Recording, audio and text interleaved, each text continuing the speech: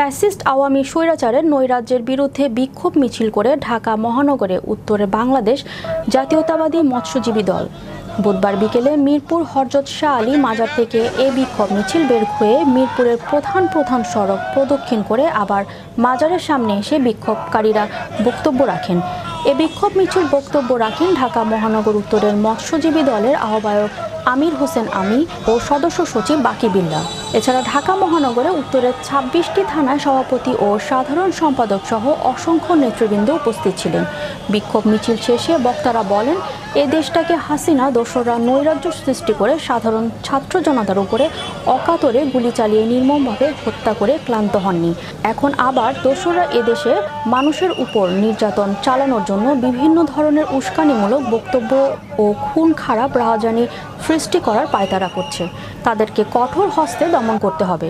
স্বরাষ্ট্র উপদেষ্টা বলেছেন, আওয়ামী লীগ ধূসরদের যেখানেই পাওয়া যাবে তাদেরকে আইনের আওতায় আনতে হবে। তারা যেন কোনোভাবেই মিছিল বা সংঘবদ্ধ হতে না পারে। আমরা এই প্রতিবাদ বিক্ষোভ মিছিল থেকে এই সরকারের প্রতি উদাত্ত আহ্বান জানাবো।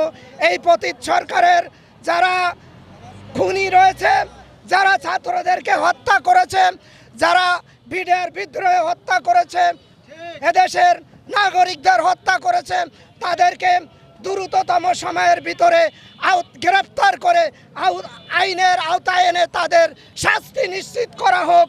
তাদের অতি বাড়াবাড়ির কারণে আজ আমরা জাতীয়তাবাদী মৎস্যজীবী দল রাজপথে আবার নামতে বাধ্য হয়েছি।